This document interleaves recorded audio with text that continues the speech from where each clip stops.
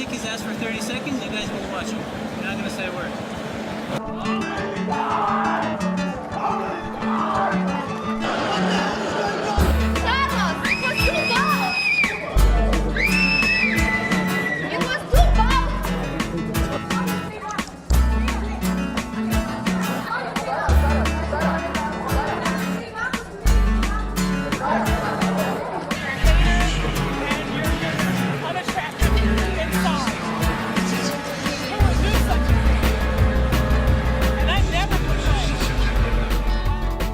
Are you looking for a mini break? Take one now with the Minibreak podcast and your host, Matt Johnson. Hello everyone and welcome to part 2 of my chat with Australian tennis devotee Shane Jones. In the first part of our chat, we discussed our love of tennis and some of our favourite AO Series moments. Now, sit back as we reminisce over the 2014 Australian Open. Let's take a bit of a look at the Australian Open, which, it definitely did show signs of these pillars starting to crumble. I guess the key is where do we start, because there were plenty of talking points from the Australian Open. I guess we could probably have a whole podcast dedicated to the Australian Open, and it probably could go for 3 hours quite easily. I think this Australian Open in particular it's definitely one of the more memorable ones in recent years, in my opinion. Just because, as you said, there was so many different storylines that came about. There was so many different shocks and surprises along the way. I mean, I guess it kind of rivaled Wimbledon 2013 in some respects with the amount of shocking results that came throughout the entire fortnight. I guess it wasn't really concentrated over the course of a couple of days like it was in Wimbledon, but I mean, some of the results that we had here were just unbelievable, and I think that really started to drive a lot more interest into the tournament. I guess more so on the men's side because we had two familiar names pop up in the final, but for the women's, I mean, we had giant killer Dominika Sabulkova get to the final, and we had Linar get to the final again for a third time, and yeah, it was a really enjoyable tournament. Yeah, I guess we'll probably start with the women's field. I guess for both sides, for the men's and the women's, for me, the heat was probably the telling factor on a lot of the players. I know a lot of the players will say, nah, it didn't really affect me, and no, I was still able to rest and recuperate and do those sort of things. In reality, though, I think if you look back on the results, I think a lot of the players that got eliminated relatively early had some effect from the heat. And, I mean, it was ridiculous for those 4 days. I mean, I was in Melbourne for the whole tournament. But those 4 days in particular were absolutely brutal. And I know brutal is a really, really tough word to use, but it really was. I mean, the conditions there were ridiculous. They were really, really hot. And I guess it was a credit to the players that they not only completed the matches and did well to play some quality tennis during that time as well, but I guess the long-term effects of that, I mean, Maria Sharapova was probably the biggest example of the heat factor. She had to play a 3-set epic against Karen Knapp in I think it was the second or the third round. Yeah. Second round. And basically that was, I think it was 2.5 to 3 hours of tennis in 42, 43 degree heat. And while she was able to get through another couple of rounds, she did end up getting beaten by Sabulkova. And I guess Sabulkova may have been a little bit better, maybe a bit fresher based on being out there for a little bit less time than what Sharapova was. But it was quite clear that as the tournament progressed, and even when she was playing Knapp, all the commentators were saying, well, pretty much because she's out there in this heat and because she's playing a really, really long game, you may as well put a cross through her for the tournament. And while they ended up being right, I guess that was the highlight of the tournament, because realistically you had to survive. I mean, Grand Slam tennis is all about surviving the first week, but in Melbourne this year in particular, it was all about surviving the first week and getting off the court as quickly as possible in the severe heat to make sure that you're fresh and ready for the second week of tennis. And I guess the better players were able to, not the better players, but the players who could finish matches quickly were able to utilise that better in the second week, and we saw the players who had lesser time on the tennis court get to the final. In relation to the final itself, it was pretty one-sided, if we're being really honest. But I guess for Sivakova, the achievement of making the final, it was probably a bit like Lisicki last year in Wimbledon. While it would have been fantastic for her to win the tournament, I guess being there as a finalist gives you an added pressure and an added weight to know that, hey, I'm here now. I can achieve these great things. And when she does it for the second or the third time, then she'll be better prepared and better equipped. I just feel that Lena was so experienced in a final situation. She'd done it twice before at the Australian Open. She's obviously won the French Open as well. I guess for that purely, the experience just came to the fore, and yeah, Lena was just too good for the tournament. And if we're honest, it was about time she won a tournament as well, because she was very unlucky for the last couple of years, losing to Clijsters and Azarenka, and it was about time Lena won a tournament, and I'm very thankful that she won it as well. And it's a great message for the Grand Slam of the Asia Pacific that a woman from Asia was able to win the tournament as well, particularly from China, which is now one of the largest growing countries in terms of tennis. The amount of tennis players that they're producing now is unbelievable, and it's only a matter of time before they're starting to dominate the game, much like what Spain are doing in the men's and women's game at the moment. I mean, they definitely have the people power to challenge for the for many Grand Slams in the future, and I think Lena, having now won 2 Grand Slam titles, of course she won the French Open in 2011. Now having both those to her name, I think not only is she probably going to get a spot in the Tennis Hall of Fame when her career is over for, I guess, the amount of interest that she has brought into the Chinese market for tennis, but also she's just such a memorable character. And I mean, I'm sure you definitely saw her post-match speech. Yeah, it was incredible. It was an incredible speech. Yeah, she's I mean, of course, we all knew that she's definitely one of the more comedic characters on tour. I mean, she's definitely one for a laugh, and just the amount of jibes that she was taking at, I guess, first it was her agent just for saying, he's made her rich, and then her husband for sticking by her all the time, and yeah, she's just got such a terrific attitude to tennis, and I think, yeah, she was a winner who I reckon it would have been a close to unanimous decision that like most people who followed tennis would have appreciated the fact that she finally managed to take out the title here in Melbourne.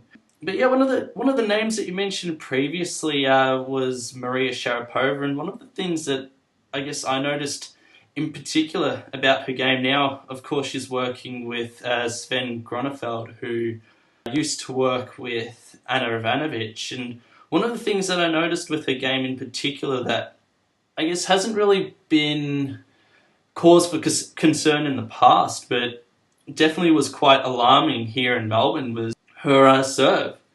For one reason or another, her serve just looked completely shaky, especially against Karen Knapp. I remember in the lead up to the closing games in that match, she was serving a large number of double faults there, and her ball toss just looked quite wayward as well, and she just didn't really look as confident on serve as she normally did in years gone past. And of course, she's still on the comeback, I guess, from the shoulder injury that she got during the American hardcourt swing, and she'd been recovering from that.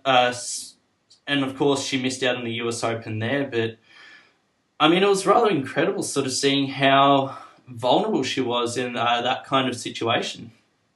Well, it's a bit ironic because the same coach that coached Ivanovic, well, Ivanovic has had numerous problems with her serve as well. So I'm not trying to have a go at the coach here, but I wonder if it is something related to the coach in relation to maybe he's trying to get the most out of their serves, and as a result, they're making more mistakes than what they usually would be because they're taking more percentages, so to speak, to get the serve right.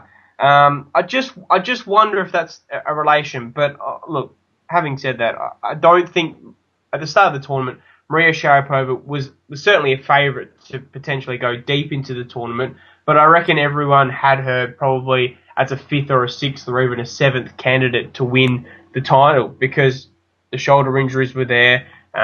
She was still recovering in terms of fitness as well. So I guess the Australian Open campaign was great for her, but it wasn't a tournament where we all said, hey, she's a realistic shot at winning the Grand Slam event. So I guess later in the year, when she plays more on the WTA circuit again, and she's over a shoulder injury, and she starts focusing more with her coach, because she has had a bit of an issue with her coaches in the last few months as well. I think she's had up to 3 different coaches in the last 6 months because she's had to chop and change very, very quickly. Yeah, so she had the brief fling with Jimmy Connors. Yes. Yeah, that was particularly frightening. I think when we all saw her make that decision in the first place, we had a look at it and just thought, what on earth is she thinking? I think at that stage, Connors hadn't even coached on the WTA tour. I think he'd worked with Andy Roddick in the past, but ever since then, I think he's really just sort of tried to stay out of the limelight, and her bringing him over to Cincinnati and eventually going down to Sloane Stephens in the first match he played there, it was just, the signs weren't looking good, and I guess it wasn't surprising in the end that she turfed him after their one and only match together. Yeah, it reminds me of what the men's game is doing at the moment with all the players going to the ex players as well, and them becoming coaches as well. But I'm assuming we'll speak about that later when we speak about the winner on the men's side. Just a couple of quick points because I know we're going to start running short of time. Ana Ivanovic, speaking of her, she had a fantastic Australian Open, knocked out Serena Williams, which was probably, if you want to look at upsets of the tournament, that was probably it. Because most of the others you can relate that to certain things in terms of heat or form or other issues. But the Ivanovic versus Williams, I know Williams had a slight injury scare, but she was still playing very, very well to potentially beat Ivanovic. But at the end of the day, it was Ivanovic beating Williams. And I think that was significant because ever since Ivanovic got to number 1 and she won the French Open, she really hasn't gotten back to that form which took her to number 1 and took her to potentially one of the girls who was capable of taking it to the Williams sisters at that time. And I'd love to see her getting back to that form, because the more players that we have that can be competitive at the top end of the game is only a great thing. So it was great to see Ana Ivanovic do very, very well. She got defeated by Eugenie Bouchard in the quarterfinals as well. Bouchard was probably the glamour girl of the Australian Open, her Genie Army as well. The amount of attention she got and the amount of attention she'll probably get in the next few years will be insane. And there was even reports that she'll be as high profile as Maria Sharapova, maybe even better than Maria Sharapova in years to come. I mean, she's got the look, she's got the game, she's got pretty much everything that she needs to be successful. Whether or not she's got the game to be a Grand Slam champion, I'm still not convinced yet. But hey, she's only 19 or 20 years of age, so there's plenty of time on her. On the Australian perspective, we mentioned Sam Stosur way before that she actually did relatively well. She got beaten by Ana Ivanovic in the 3rd round. It was an unlucky result for Sam Stosur, but at the end of the day, she did get beaten by a better player, and Ivanovic played extremely well in that match. The one that I would like to talk about is Casey Dellacqua, who had an absolutely outstanding Australian Open. And not saying that she resurrected her career, but she certainly sprung her career back into shape, especially in relation to the singles, because now she's back into the top 100. She pretty much can qualify for the majority of events she wants to compete in. And that's only great for not only herself, but for her doubles partner, Ash Barty, as well, because now they both, because Ash will turn 18 later this year, they both can now compete on the WTA circuit pretty much full time and boost their doubles ranking as well and potentially get themselves to number 1. Yeah, definitely. I think the top of the doubles game as well, it's really kind of shaky at the moment. I know in the past week, Sara Errani and Roberta Vinci finally gave up their I guess, dominance of the women's doubles game is Su Wei Xie and Shui Peng. I'm Yep. pretty sure.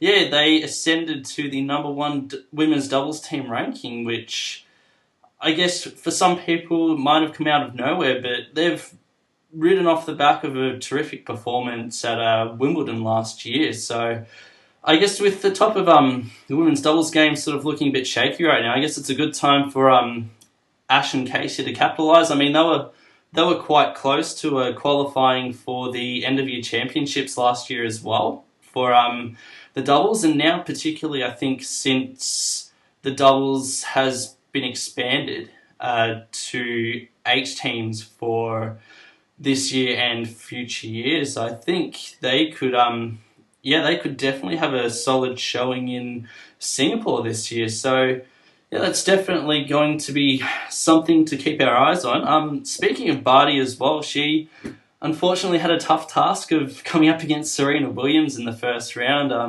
I know after the match she said she took a lot out of the experience and learnt a lot about her game, what she needs to improve on, what I guess the top players do as well during their matches that allows them to ascend to the elite level and keep them there for such a long time. So I think in some respects, that was quite a good learning experience for Ash. I mean, despite the scoreline, I think she held her own at certain points throughout that match. I think she definitely showed some of her potential there. I mean, she doesn't have the biggest game on the women's tour, but she's definitely quite a crafty player, and she was hitting a few winners here and there as well. So it was definitely exciting prospects, and hopefully next year she doesn't come up against as tough an opponent and might be able to get a chance to make a solid run through the tournament.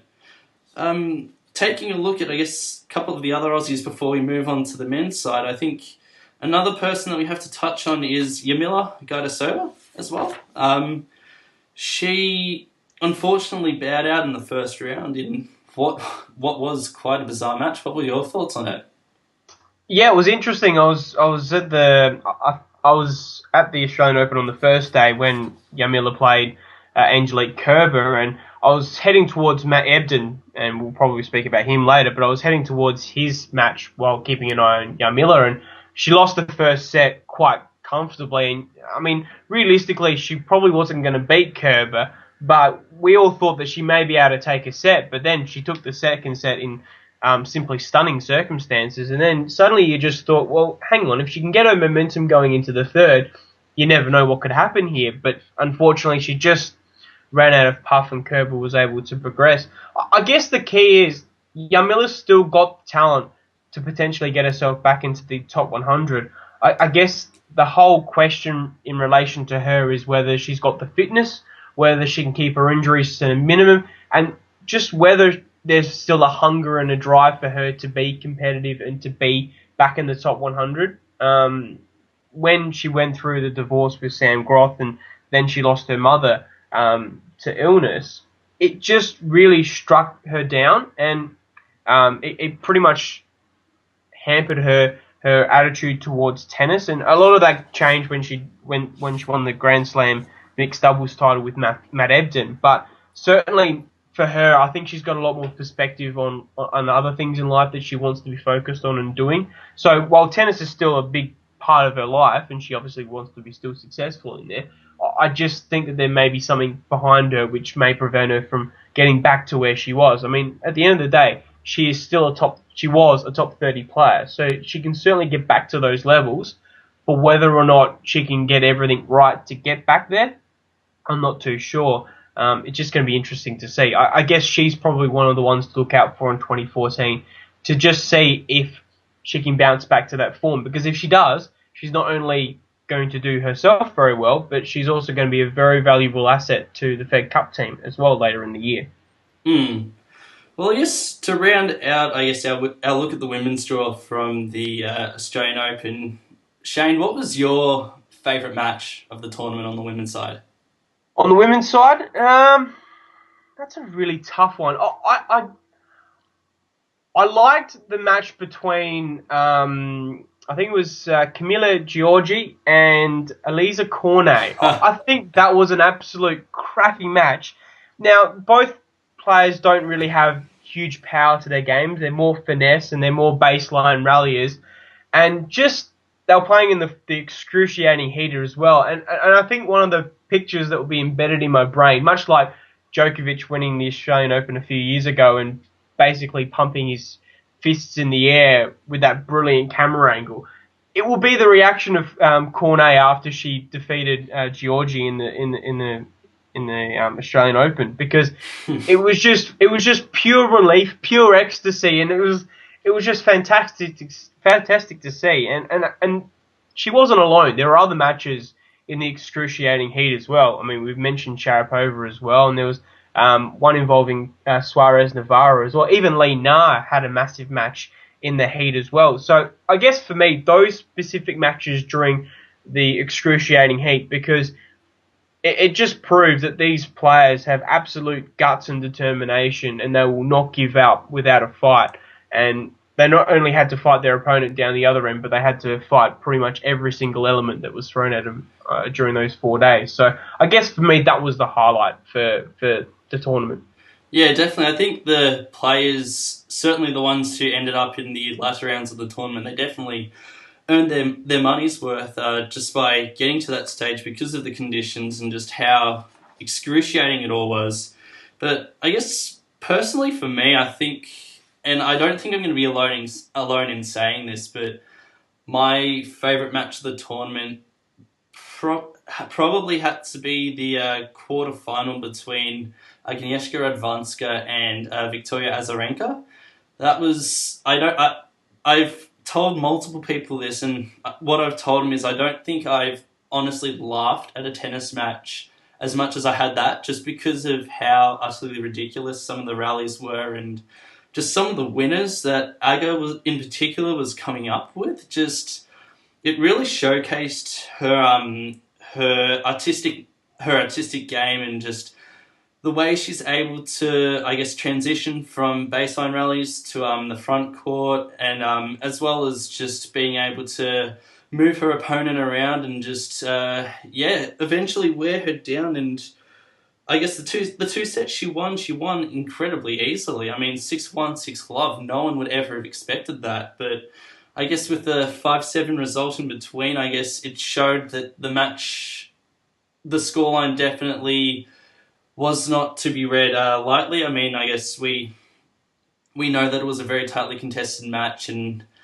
yeah, I think that for me was definitely the match of the women's tournament for sure. I guess another one that kind of stands out to me as well is the match between Jelena Jankovic and Simona Halep in the fourth round. I mean, we have two players who are ascending up the ranks, one for a second time and one for the first. So obviously Jelena Jankovic, former world number one, she's had a bit of a renaissance over the past year or so now, and her making the fourth round, quite a number of people were expecting her to, I guess, capitalise on her opportunity and make it through to the quarterfinals. And I guess we kind of expected that, especially after the second set where she kind of took it in a bit of a blitz. But then Simona Halep, of course, she won WTA Most Improved in 2013. She just came back and absolutely steamrolled. And much like the Elise Cornet celebration that you mentioned before, I think one of the moments that I'm going to remember most is just match point, and Simona Halep, upon winning match point, she just threw her racket and just crouched to the ground and just screamed her lungs out. And it was just a moment of pure ecstasy, basically. She was so happy to finally reach a quarterfinal after showing so much potential at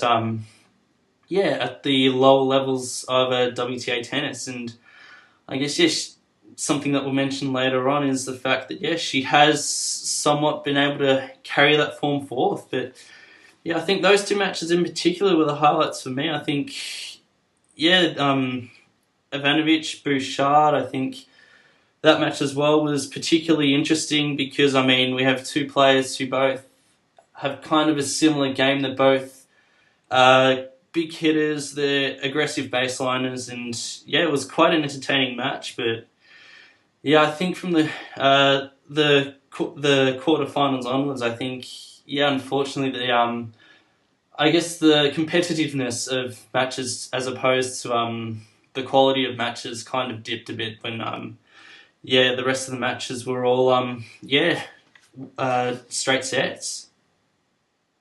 Yeah, absolutely. Yeah, but now I guess we'll take a look at the men's tournament. I think. Do you want to start us off, Shane, with I guess an interesting starting point? I guess even taking a look at the first pairing on the draw, Rafael Nadal and Bernard Tomic. I remember looking at the draw up in Sydney when I eventually saw it, and I just had a delayed reaction, just thinking, what the heck have the tennis gods thrown up for us Aussie fans? I was almost contemplating calling it the Un-Australian Open for a second, because I mean some of the matchups that we were gifted were just utterly ridiculous. I mean, so many Aussies were drawn seeds, and I guess even tough floaters who weren't necessarily seeded, but that match in particular, I guess, took the cake. Yeah, I remember being at the draw on the Friday to start the Australian Open, and that usually starts the Australian Open. I know qualifying starts a few days beforehand, but that pretty much starts the Australian Open because we find out who everyone's going to play, and it's pretty exciting. And I just remember, and it'll probably be imprinted in my brain for the majority of the year, I just remember all the media, all the public getting to the area to watch the draw, and we saw the women's draw, and then we saw Barty being drawn against Williams. We all just sat there going, "Oh man, why did she have to draw Williams?" And then we saw the men's draw, and obviously they draw the unranked, the unseeded players first, and then they put the seeds in later. And basically within about 15 seconds, everyone clicked because Bernard Tomic's name was number 2, and we all knew that he was playing Rafael Nadal, and we all just put our hands to our heads and went, "Oh no, what has happened here?"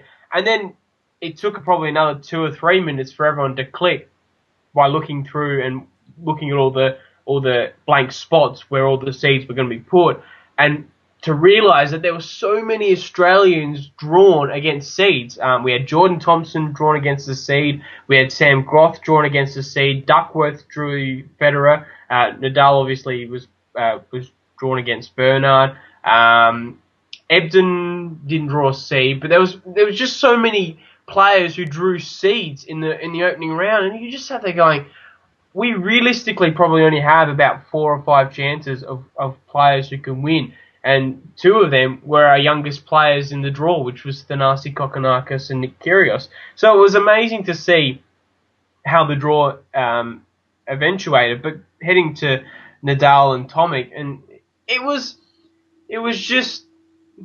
one of those weird Australian Open moments where you could clearly see that Tomic was struggling with an injury. To his credit, he played pretty well, but you just knew as soon as he went down a break to Nadal in the opening set that things was going to start to end pretty quickly and pretty badly.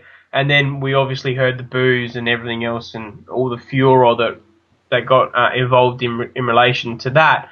But it was just an interesting night of tennis. It was everywhere you looked there was a story. And unfortunately for Tomic, it pretty much ended badly for him in every way. Not only was he injured through that, and now he's subsequently out for probably up to 3, 4, even 5 months, and he faces a long road back to the top 50 because as soon as he enters tournaments again, we're in the clay season. He's not really great on clay, and then he's faced with his biggest points to defend, which will be at Wimbledon. So he has got a really, really tough road back to be back into the top 50, potentially by the end of the year. That will be where he wants to be, but he's got a nice long road to come back. So he had to deal with the injury, but he's then also had to deal with all the public backlash from him. But if I'm going to put an honest opinion on this, he's really brought it upon himself.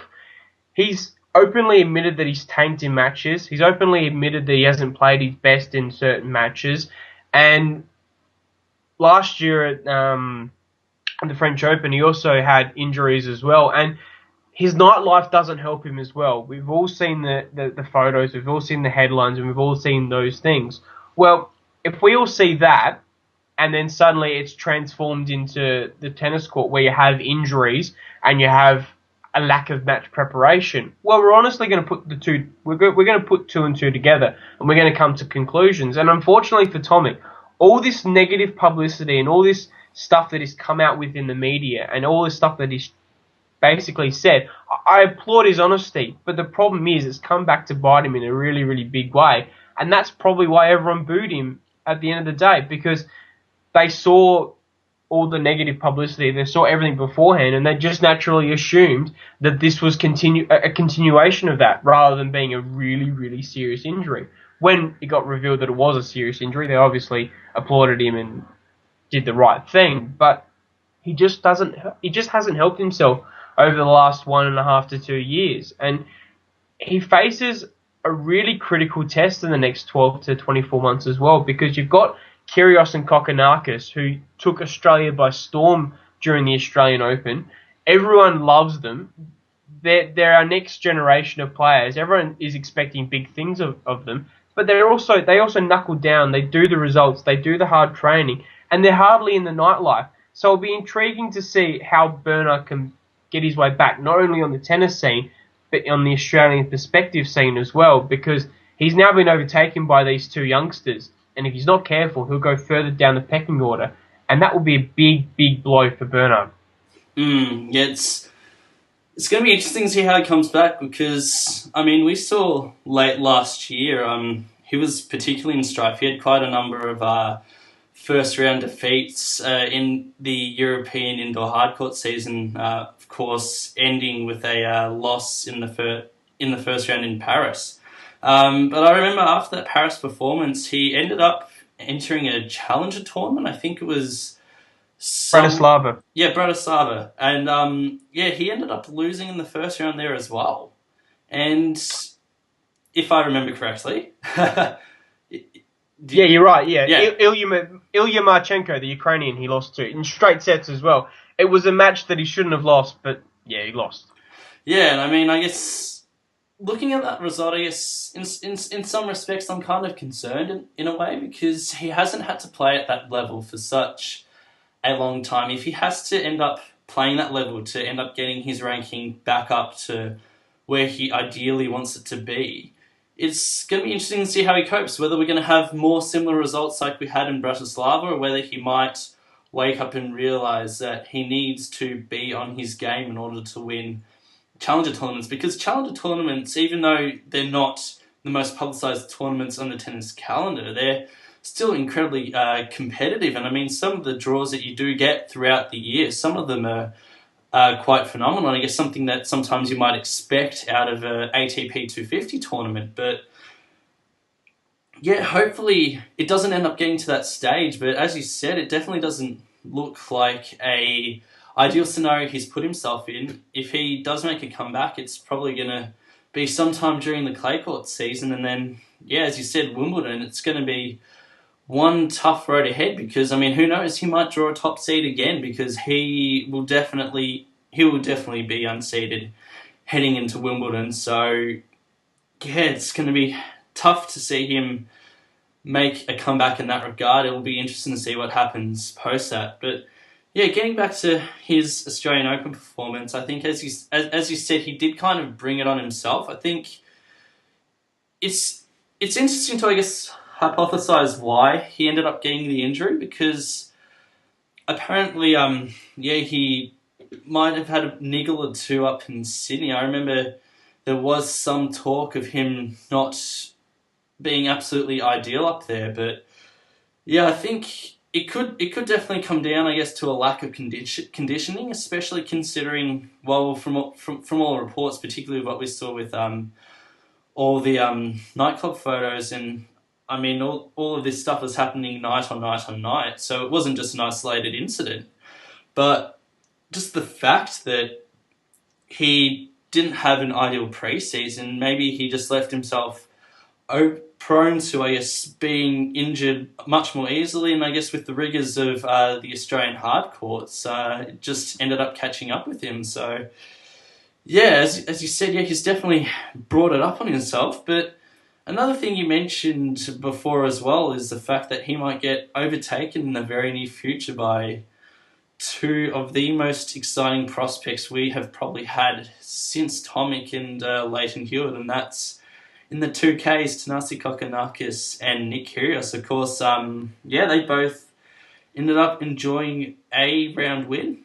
Nick Kyrgios, he was so close to getting into the third round of a Grand Slam for the first time, but yeah, unfortunately it wasn't to be. And of course, Kokonakis, he ended up getting Nadal next, and yeah, Nadal basically chewed him up, spat him out. But I mean, Kokonakis, he did put up some kind of fight. I mean, of course, he's still of the age where he's eligible to play juniors, so I guess we can't really chastise him too much. He's still got a lot of years under his belt. I mean, hopefully he's going to be able to get out onto the Challenger and ATP circuits a bit more this year. I know he had a wild card into Marseille this week, which unfortunately he lost in his first round encounter there. But yeah, what are your thoughts on the 2Ks? Well, I think with the Kokonakis match, it's probably directly related to what Barty had to endure against Serena Williams. First time on Rod Laver Arena, first time against the world number one, and realistically, they were never a chance to win the match, but it was a great experience for both of them, and at times both of them took it up to their world number one opponents. So I guess you take it as a learning experience, put it in the bank, and then hopefully later on the track, when you do play these guys again, we have this experience to draw back on. So I guess that was the indication from that. His first round match will probably go down as one of the classics. He was cramping severely in the fourth set, somehow managed to win the match against Seisling, and then decided to go around the show court, do one lap and high five everyone. There's a wonderful YouTube clip of it from the official Australian Open media, and basically it's put down to about 40 seconds, and then there's Benny Hill music played in the background. Absolutely fantastic to see. But heading to Nick Kyrgios, man, he had a fantastic tournament.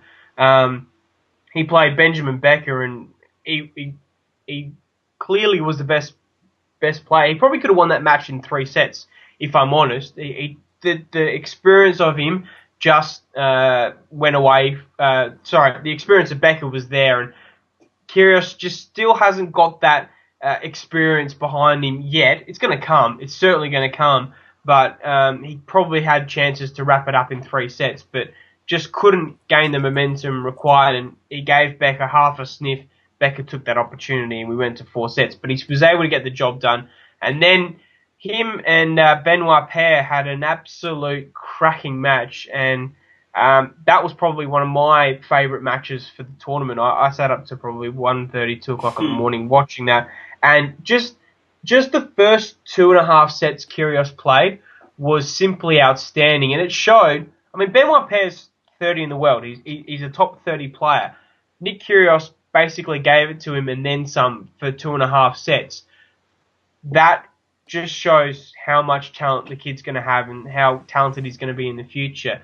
Forget about what happened in the last 2 sets and how he cramped up and the fitness-wise, because realistically, he's going to get better in terms of fitness. But you take the first 2.5 sets, you tell him this is how you're going to be playing for the rest of your life, and if he can do that and translate that form, he is going to be a serious threat to a lot of players over the next 5 to 10 years. And he's someone you can build the Australian tennis future on. He is, you can already see him as our Davis Cup leader behind the captain, and you can already see that in potentially 5 years' time, where we want to be winning Davis Cups again, he's going to be at the forefront of our successes. I have to mention that set point save that he did, where he just clipped the volley from his feet. That was utterly incredible, and the reaction that he did after that point was just memorable. If you YouTube, check it out. It even made ESPN's top 10 plays on SportsCenter. That's how great it was. So he's not only making headlines here in Australia, but he's making international headlines as well. But the Special Ks have a big future in this sport. There's no doubt about that. And we got just a nice little taste at the Australian Open to make everyone very excited about those two prospects for not only this year, but for years to come. And we got to remember as well, one's 18, Nick Kyrgios, one's 17, Thanasi Kokkinakis. There's plenty of time for these two boys yet. Yeah, definitely. I mean, I know Nick, he's one of only 2 teenagers in the top 200, if memory serves me correctly.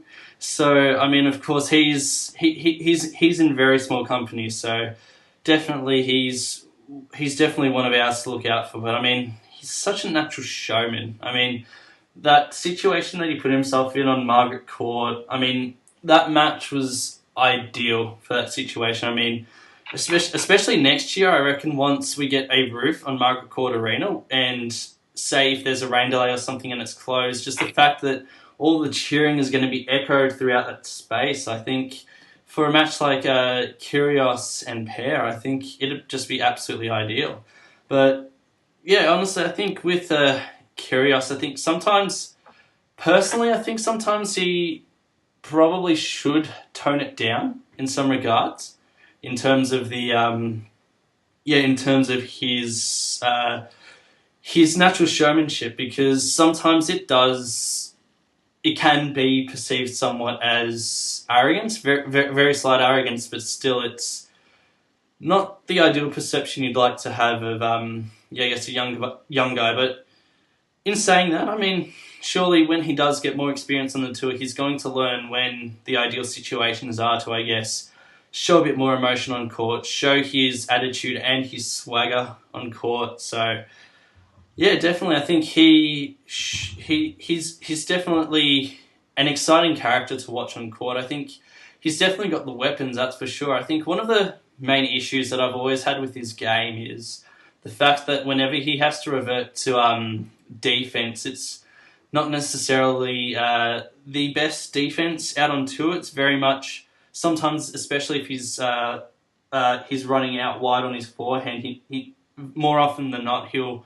try and slap at the ball to just try and hit a clear winner, as opposed to, I guess, giving the ball a bit more air, just getting it over the net into the court, just giving his opponent one more shot to hit in order to, I guess, finish the rally. And sometimes, who knows, that opponent could hit it long, could it hit it into the net, or could miraculously give Nick an easy shot for a much easier winner, as opposed to something as difficult out on wide. But yeah, I mean, he's definitely got the weapons, and I mean, I guess lots of these issues that I guess he has with his game, they're all gonna be rectified when he gets older. I mean, he's still got a bit more growing to do in terms of his body. He's going to get a bit more muscle into him as well, and just he's going to be able to improve his fitness a lot more. And I guess I probably should have a quick chat about that now, his fitness, especially in terms of his best of 5 form. It has been a bit of an issue in his early career so far. The 2 5-set matches he's played in his career, which was that match against Pair, as well as a match at the December Showdown in 2012. I'm fairly certain that was against Matt Barton. Am I correct? Yeah? That sounds about right.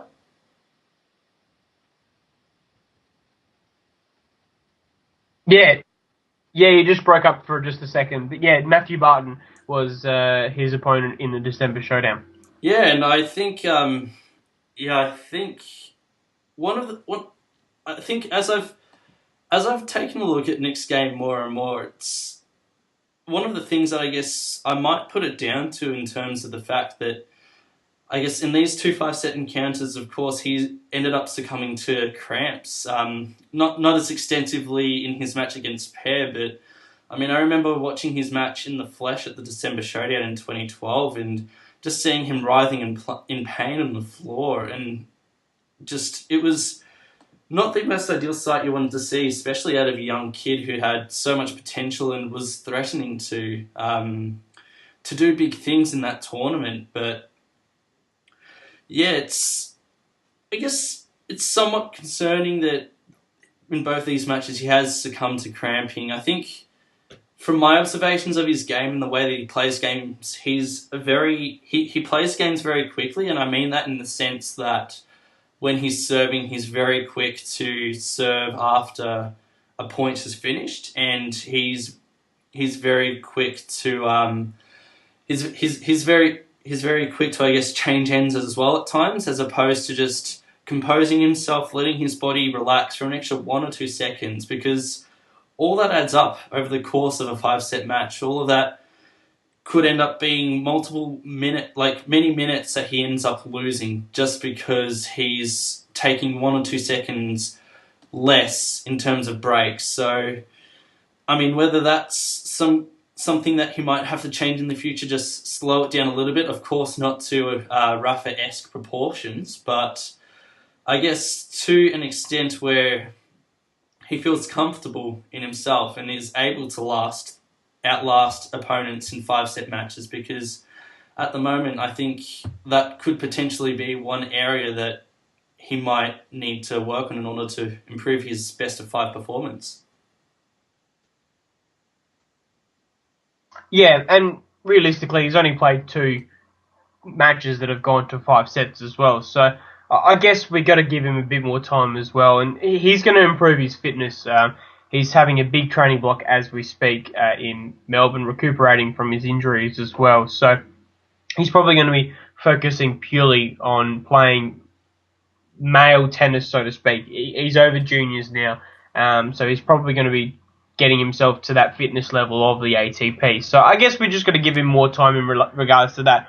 If it's still a problem by the time he gets to 21, well, then obviously that's going to be a more of an issue to speak about.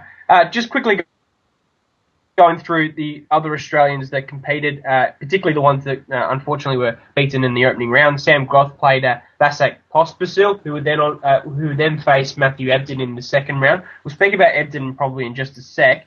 Jordan Thompson, who got the wild card through the Australian playoff, he played Jerzy Janowicz and led 2 sets to love against the Polish 20th seed. But unfortunately for Jordan, he just sort of ran out of puff in the last 2 sets and lost 6-2, 6-1 in those last 2 sets to Janowicz, who won in 5 sets. Unfortunately for James Duckworth, he ran into Roger Federer, one of the all-time greats. So a very tough task for the New South Welshman.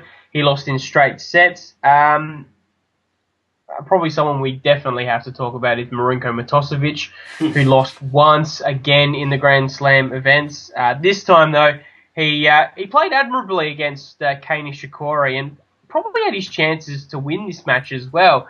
But again, he just ran out of puff in the 5th set, and the Japanese player ended up getting through. And realistically, if you look at what Nishikori did after that, now he got to, I think it was the 4th round and played off against Rafael Nadal. It was certainly a good tournament for Matosevic, despite the fact he lost again in the first round, because he played an opponent who realistically gave a little bit of trouble to the world number 1. So I guess if you can take a positive out of that, you can take a positive out of that. But it just seemed to me that he turned the corner a little bit in Australia, Matosevic. He got to the stage where he needed to. He's got a bit more confidence in himself, and he's not hiding in a shell. He's actually more fired up and getting angrier, so to speak, rather than actually going down in his shell. And I don't mind, as long as it doesn't go too far overboard, I don't actually mind that in him. I think he needs to show a bit of aggression. Not in the fact that he actually then abused his coach, Mark Woodford, after. I thought that was in very, very poor taste. And if I'm honest, he's very, very lucky to keep him as a coach. But I think he just needs to focus a bit more on his attitude on the court. Not focus on his coach either. In the first set, I don't think Woodford was there in the first set. And I think his other coach, former coach, Josh Eagle, was there. And pretty much for 3 games, he would basically look at his coach's box and question, where are my coaches? Now, you're at a Grand Slam tournament, you're one of the top 50 players in the world. realistically, you shouldn't need to worry whether your coaches are there or not. If you're relying on them to make sure that you perform well, well, then there's very big issues that you need to deal with personally before you even consider thinking about winning a Grand Slam match. But realistically, I still think he'll win one sometime. I don't think it'll be at the French Open. I think it'll be either at Wimbledon or the US Open. I even said last year that he'd win at the US Open for the first time. I still think he'll do it at the US Open. I think the US Open is the best chance he has. He's just got to do it sooner rather than later. Yeah, it's definitely concerning now. I think he still hasn't achieved a win at major or Grand Slam level, so it's definitely concerning that he still hasn't been able to make that breakthrough. But I guess he already made a breakthrough earlier in the Australian summer because he had another unfortunate record here in Australia by never making the a second round of a main draw ATP level event. But then he goes and makes the quarterfinals of both the Brisbane International as well as the Sydney International, and he's coming up against some top opponents as well. But yeah, I mean, as you said, Nishikori, he's one of those players who he's just able to lift when it's absolutely necessary. But and of course, I mean, we saw that when he played against Rafael Nadal as well. That was probably, along with Nadal's match against Grigor Dimitrov, probably two of the more memorable matches of the men's tournament. Just the way that Nishikori was able to stay with Rafael Nadal for such a long period of time, and just, I mean, of course, that scoreline, it just looks so close. And I just remember I remember at one point just heading into Garden Square and just listening to the crowd's reaction, and you could just tell how thoroughly invested they were in the match, just because they hadn't seen someone like Nishikori take it up to Nadal at that point of a Grand Slam before here in Australia. So yeah, it was quite an amazing match to watch. But I guess going back to Marinko Matosevic, I mean, some of the issues he had throughout the summer were incredibly trivial, and I guess it still kind of shows that he does. I mean, it's kind of silly saying this because, I mean, he's in his late 20s now, but he kind of has a bit of maturing he still needs to do in some respects. He's both on-court and off-court demeanour. I mean, I remember being up in Sydney and he entered a press conference one time with an icy pole, and he basically argued with the ATP media liaison as to why he should keep that icy pole with him while he's answering questions from the world media.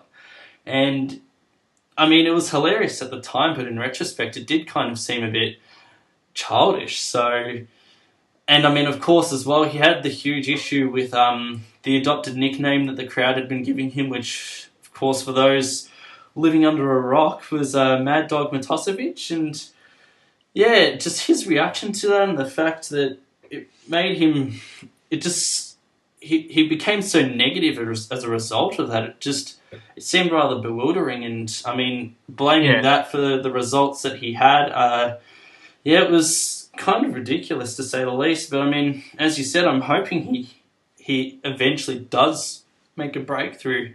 And I mean, yeah, if he's able to make a breakthrough at any of the remaining 3 Grand Slams of this year, good on him, because I mean, he certainly does have the potential to get at least a second round performance, if not better. So yeah, hopefully he's able to just switch his mind on for 3 to 5 sets and make a second round.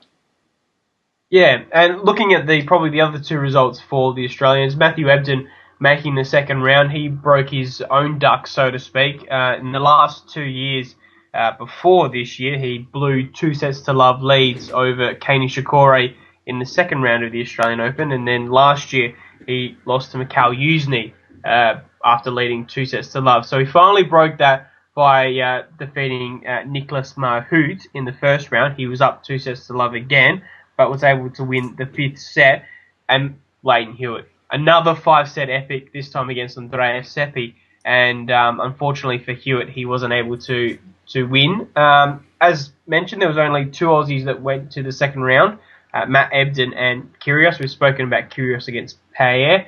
but Ebden played Pospisil in the second round, and again, he had chances to win that match as well because Pospisil had a quite severe back injury. It ended his tournament after he did defeat Ebden, but he just let the Canadian in far too many times, and well, the Canadian took advantage of it and ended up winning a match that he probably should never have won.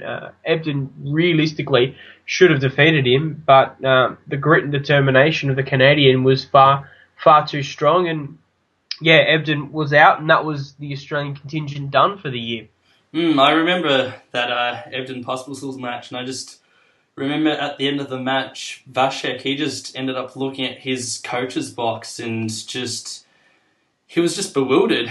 He did not expect to end up taking out that match, especially considering how injured he looked. He was stumbling around the court at times, and he wasn't moving for easy balls at times. And I mean, it was a scenario that arguably Ebden should have capitalised on, but I mean, I guess that there's a reason why Pospisil is ranked where he is right now. So, I mean, I guess it was a case of an opportunity gone begging for Ebden, but I mean, he'll still have his chances in the future. Hopefully he's got a number of Australian Open campaigns left in him, and hopefully he's able to draw on that confidence from finally securing a match win here, because, I mean, those last two set to love up and then losing in 5-set matches, they were just demoralising for him. And, I mean, if that were to have happened a third time in a row, I just think that would have crushed him. So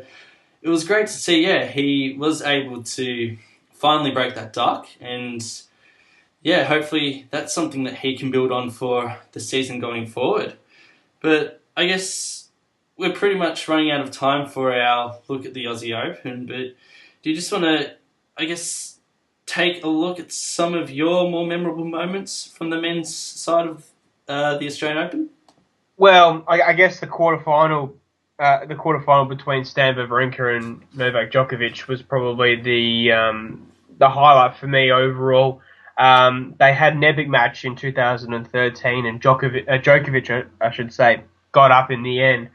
But then Wawrinka this year was able to exact some revenge, and from there he went on to win the title.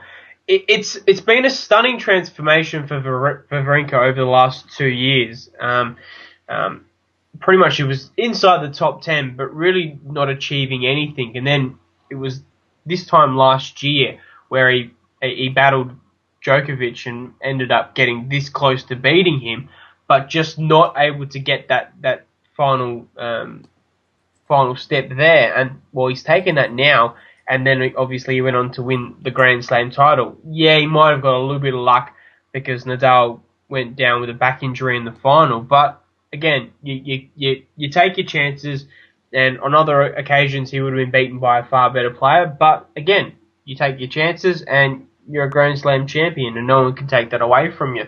I guess that's the highlight for me. Someone coming in that's unexpected. No one would have predicted him to win the title. A few might have said he may have made the semi-finals, or he may have given Djokovic another big run for his money, but I don't think anyone expected him to go as far as he did to then win the title as well. So I guess that's the highlight. Just a couple of probably quick other observations. Nadal had a fantastic tournament. It is his first tournament back in Australia since 2012, so it was a great achievement for him to then go and make the final again, particularly with his knee injuries. Roger Federer had a fantastic tournament as well. I think a lot of people get lost in the fact that yes, he made another semi-final, but he did defeat Tsonga and Murray along the way, and gave it to Nadal for probably a set, but that was about it. Nadal was just too clinical in that match, and Berdych as well had a fantastic tournament, and it was either going to be him or Wawrinka in the final for the first time at the Australian Open. So that would have been fantastic to see if Berdych got there as well, but obviously Wawrinka, it was his tournament, and he pretty much was the star of the show. I guess on that Federer news, I think, as you said, it was definitely an encouraging performance from him, because I think the previous Grand Slam semi-final that he had made was at the Australian Open in 2013, because I think at the French Open he ended up running into Jo-Wilfried Tsonga in the quarters there, and then of course we had that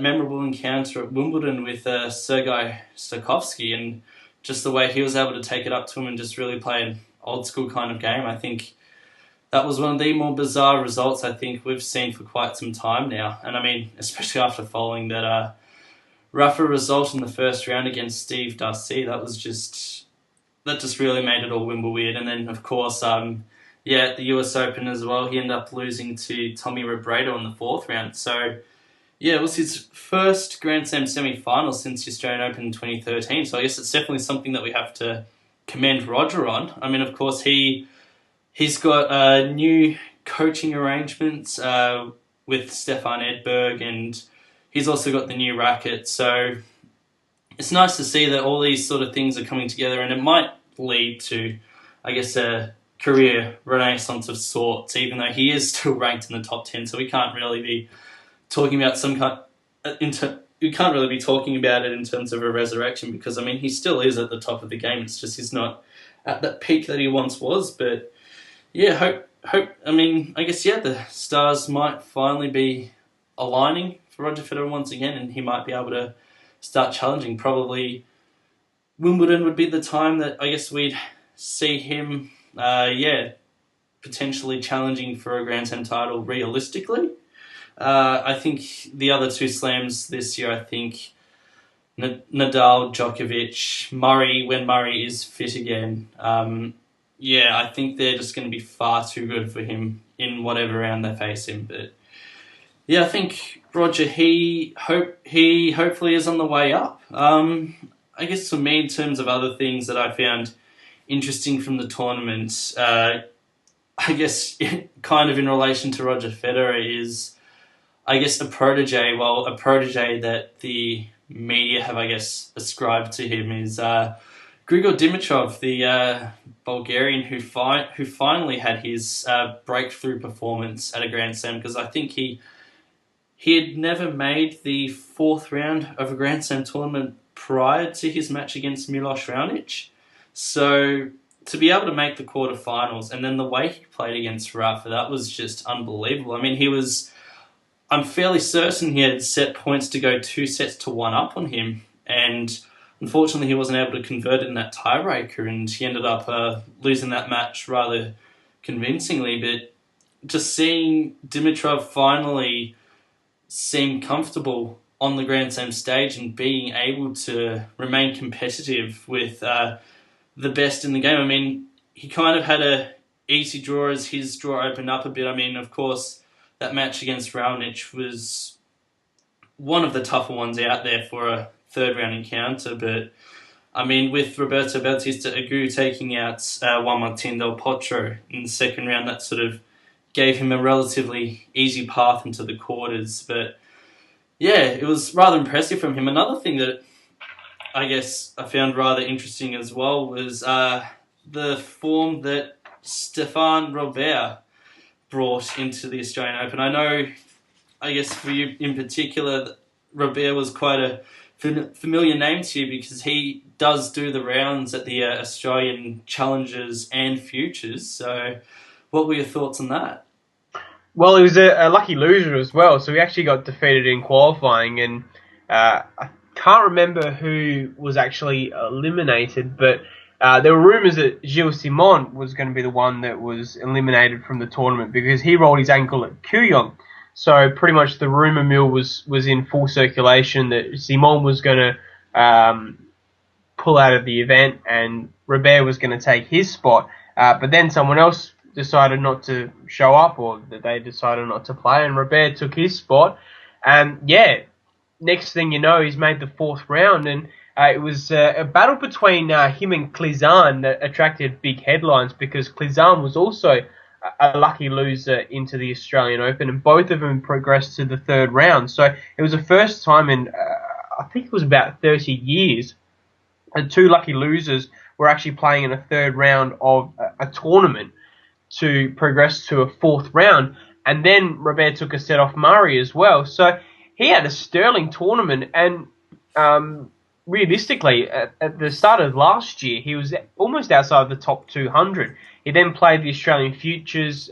He did very, very well at Burnie. He then won the Australian F1 or Australia F1 event in Melbourne. Then went back back overseas and competed there and boosted his ranking. Well, he's now in the top 80 in the world, so he pretty much can qualify for any ATP event he wants. So it just goes to show if you can have a good run at a Grand Slam event, you can suddenly boost your ranking to 60, 70 in the world. And if you can do that, you can pretty much pick and choose whatever event you want. And when you can do that and you get a guaranteed paycheck at the start of the week, it certainly makes life on the tennis scene a lot easier for them than what it is when you're slugging away on the ITF Future circuit or the Challenger circuit where the prize money is severely less. And I'm assuming that's going to be a big topic as we head further down in podcast as well, the prize money between Challengers and future events.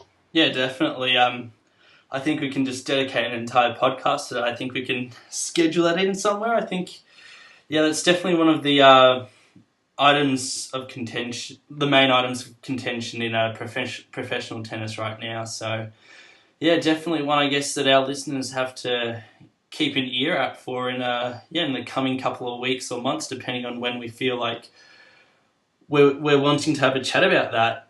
But I guess, taking a look throughout the draw, I think we've touched on, I guess, some of the main narratives that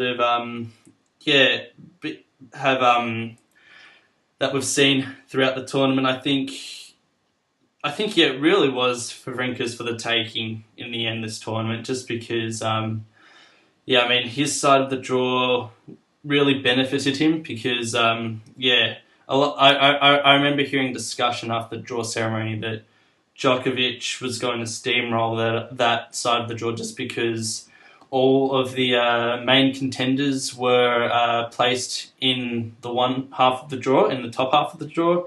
And of course, Djokovic, he was paired with David Ferrer, who I guess, who are you kidding? He's he's a terrific player. And I mean, especially on the clay courts. I mean, we saw him make the Roland Garros final last year. But I mean, in terms of a hard court event and facing someone like a Djokovic, I guess it was assumed that Djokovic would pretty much make it through to the final, and the only cloud cast above his head was that match against Wawrinka, and of course Wawrinka does the unthinkable, defeats Djokovic in a 5-set thrill, and then ends up going on to take the match. So, yeah, I guess it really was a year of redemption for Wawrinka because, I mean, of course, after his defeat to Djokovic last year, he ended up getting that famous tattoo on his forearm, which of course says, ever tried, ever failed, no matter, try again, fail better. I think that's a quote that I guess any of us could stick up on our walls, and I guess it'd motivate us because, I mean, I guess that's what life is all about. Just, failing and learning from your failures and then, just trying again and again and again until you get it right. And I think that's the underlying message of Wawrinka's Australian Open victory. Absolutely. Yeah, so I guess very quickly we might just have a quick chat about some of the other events that happened at the Australian Open. There was, of course, the doubles and the juniors tournaments as well. And I mean, of course, I do need to give a shout out to the wheelchair tennis events. I did catch some of it. Unfortunately, it wasn't given the time with the Australian media or on streaming or on Channel 7, so we didn't really see much footage unless the only way you could really watch the wheelchair tennis matches was in person. But I mean, watching it in person, just taking photos of it one day, I just remember just thinking, wow, the athleticism of these guys is incredible. But I guess to take a look at the doubles, what were some of the more interesting things that you saw come out of it? Well, I guess, the Bryan brothers didn't really have a great tournament to start off with. They got beaten by Buderak and Klaassen in I think it was the quarters of the event there. No, it wasn't actually the quarters, it was actually the third round. So the third round, they got defeated. And then basically from there, the tournament was pretty much blown wide open.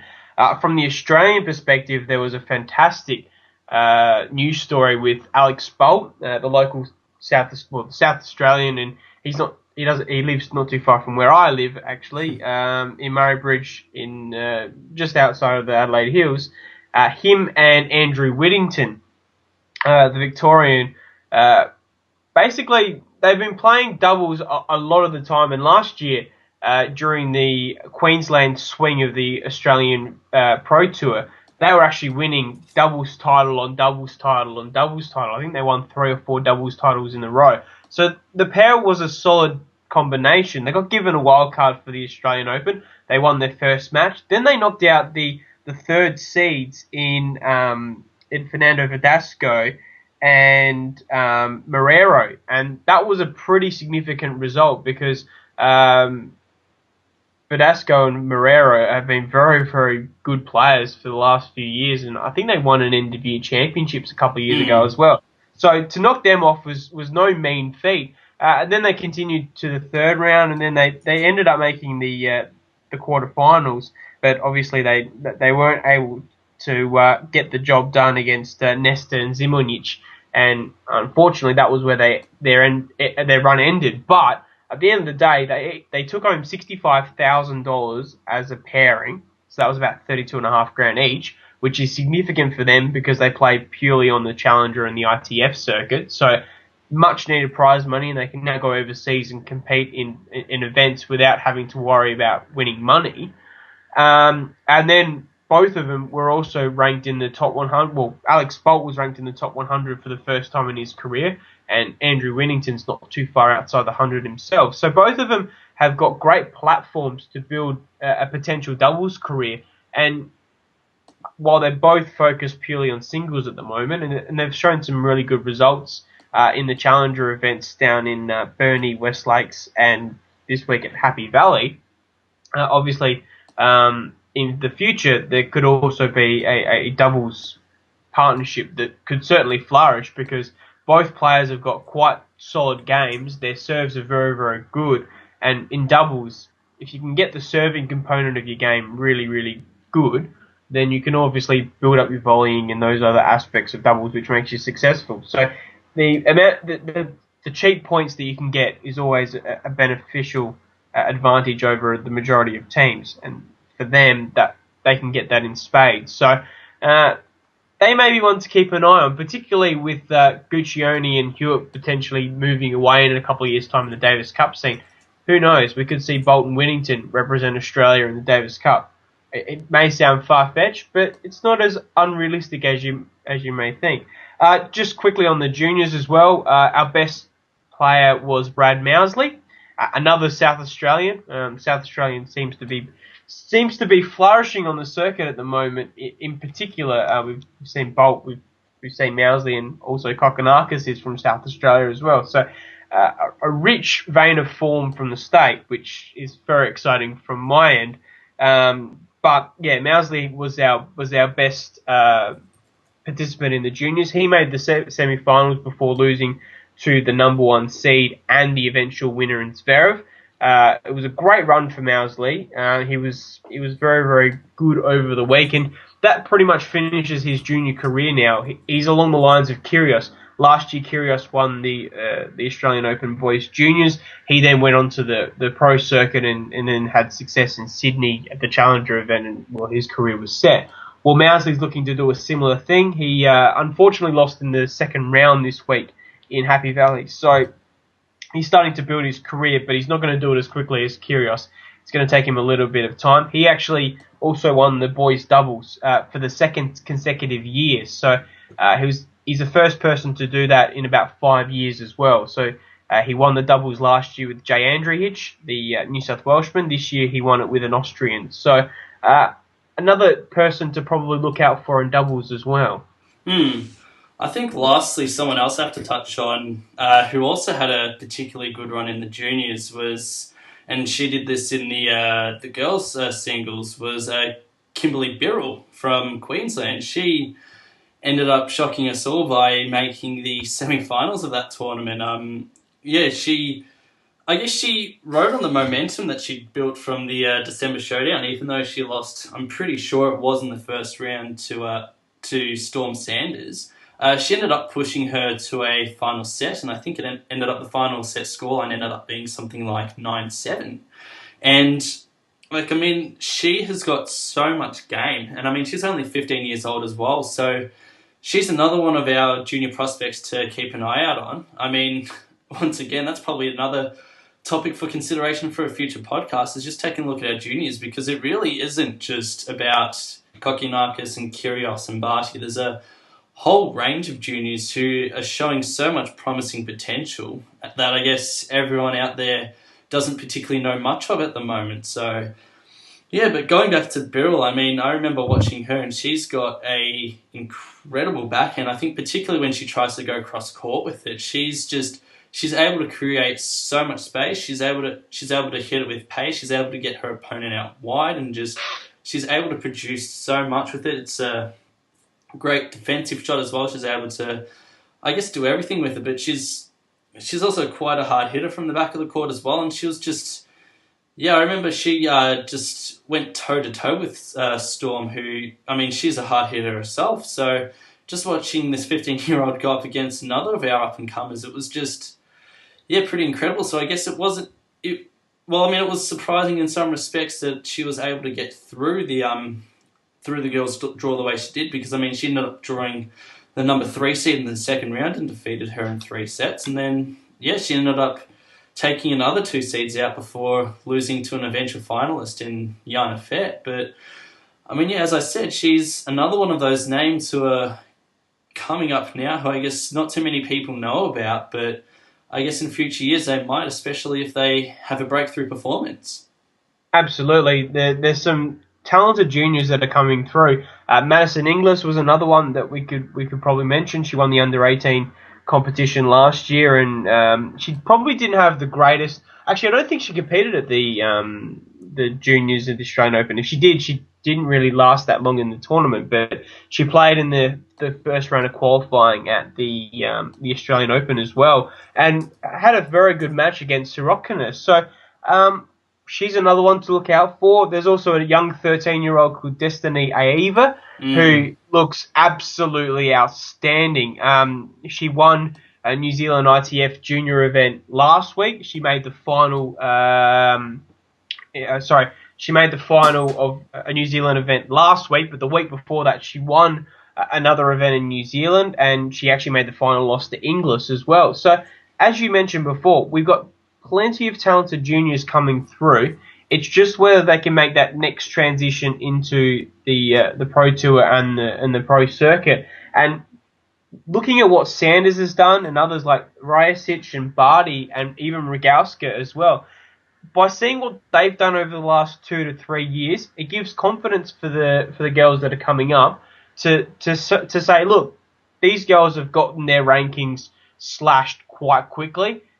There's no reason that you girls can't do this exactly the same thing and build your profile up as well. Another one is Ellen Perez. She's had a sterling the Australian Challenger and ITF circuit season. She made the quarters in one of the Tasmanian events, and she's doing very, very well this week as well in Salisbury. So, again, there's plenty of them coming through. It's just whether they can just make that next step, and then the next step again, and then potentially the next step again to get the top 100. Because it's very easy to a certain extent to get to top 400, top 300, but getting that top 200, top 100 ranking is very, very difficult. And we need to start getting to that stage where we're producing consistent top 100 players if we're going to be successful in Fed Cup and Davis Cup. Yeah, I guess that was a rather uplifting place, I guess, to end this first podcast of ours. We actually anticipated talking about a range of other things that happened as well, including Fed Cup and Davis Cup, and I guess the Australian Challenger and Future Swing that's gone on, particularly in Tasmania and South Australia, plus, I guess, all the ATP and WTA events that are going on around the world. But I guess we'll leave that to a podcast that will probably tee up next week. So I think that was a very good first go, Shane.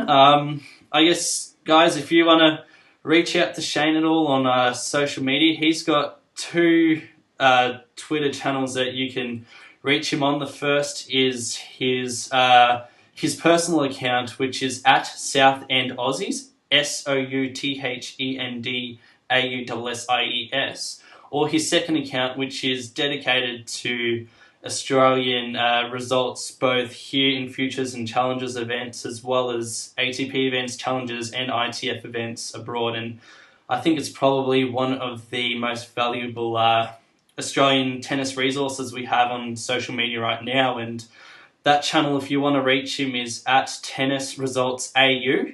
So that's Tennis Results AU. And to follow me personally, if you're so inclined, my personal account is Matt_Johnson. So that's MATTE_JOHNSON.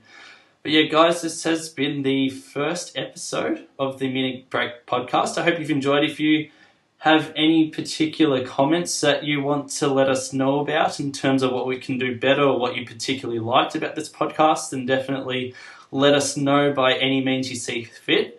Shane, thanks so much for joining me. It's been terrific having someone that I can talk to all things Australian Summer of Tennis about, and hopefully we can keep this going over the course of the exciting year to come. Yeah, no problems. Thanks for that, Matt. And I echo what you said. If you have any comments or questions, drop us a line. We don't bite. We make sure we respond to most people who do want to talk to us. And I guess that's the good thing about what most of us are trying to do on social media. There's not only you and me, Matt. There's also a few others as well. And most of the time, we're very happy to talk about it because at the end of the day, we're very passionate about tennis. And if we can get more people to be involved and more people to be excited about not only the big events, but also the small events as well, that's only a positive for tennis in general. So again, any questions, comments, feedback, we're more than happy to take it on board and answer anything that you may have. But yeah, definitely. I think that's a great place to end this first podcast. So everyone out there who's listened for this entire podcast, we say thank you. We hope you subscribe to this podcast, and we hope to hear from you in the not too distant future. So from myself and Shane, we say goodbye to you. Once again, many thanks to Shane Jones for helping me get this podcast underway, and I'm sure you'll hear from him again very soon. In the meantime, keep your ears peeled for upcoming episodes of the Mini Break. Till then, it's bye for now.